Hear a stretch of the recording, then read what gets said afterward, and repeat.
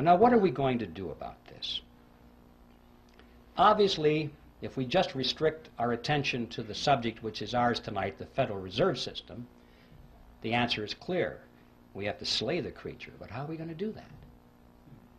The creature was created by Congress, and that's how it's going to be slain. Congress can do it and will do it if we build enough fire under those chairs in Washington.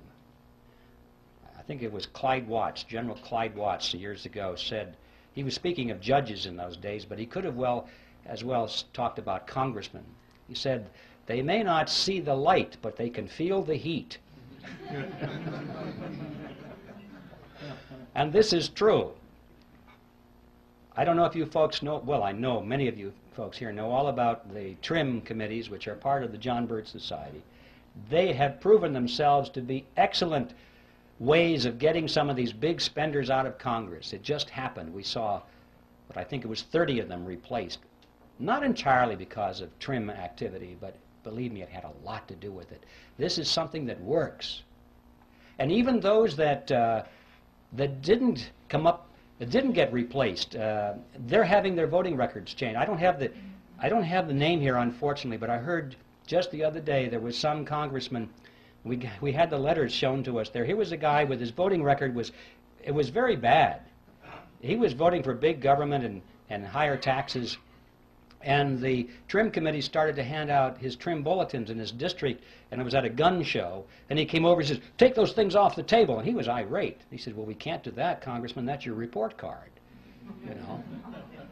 And he wrote a real nasty letter or two, and they had copies of it. And he said, you know, I think that these TRIM bulletins are good for one thing, and that's to line the bottom of the bird cage. That's what he said. The next election, his report card was all good. He decided, I can't get rid of these TRIM bulletins. He's changed his voting, and the next report card was good. He straightened out. He had no particular principles, but these fellows put their finger to the wind, and they can tell which way it's blowing. If he wanted to be reelected, he had to get into step.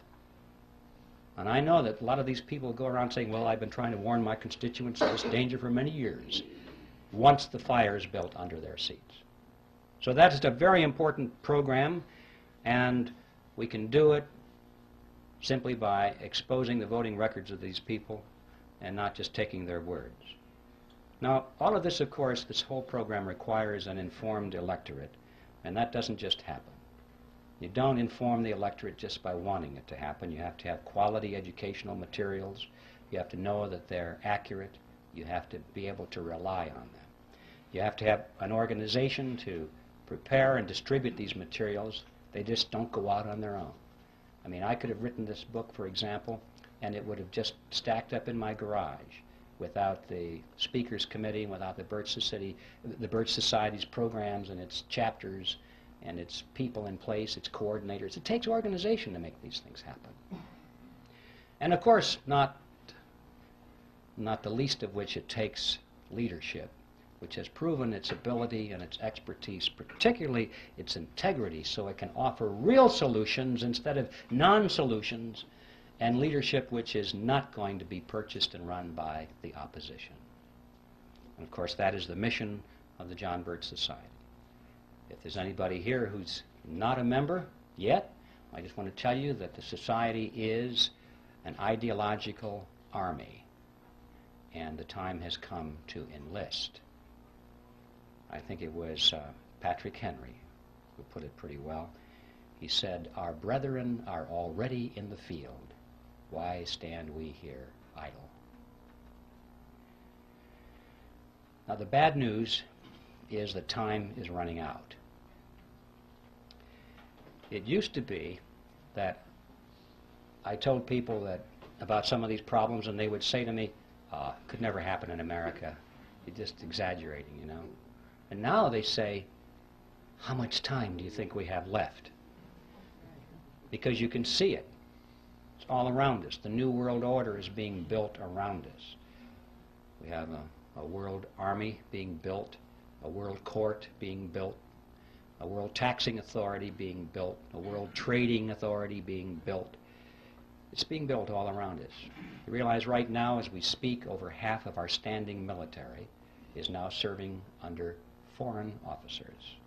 This thing is going rapidly, ladies and gentlemen. So we're running out of time. But the good news is we still have time. We still have time, and we have the freedom to work. We can do it if we'll work like the Dickens, like our freedom and our lives depended upon it. They do. That's precisely what does depend on it. So instead of being sour about how late the hour is, we should rejoice over the fact that we still have freedom. We still can meet like this. We can hold public meetings. We still have elections. We can still throw these scoundrels out. So what we need to do now is just get to work and do that which we must do. We can still overthrow the government of the United States every 2 years without firing a single shot if we'll simply discharge the responsibility of citizenship, which comes along with being free men. So that's my message with you, ladies and gentlemen, and that is that whatever it is you plan to do for your freedom or your country, do it now. And a good place to begin is to send Epictetus back to Phrygia, and let's convert that mammoth appearance of the fourth kind into a disappearance of the first kind. Thank you.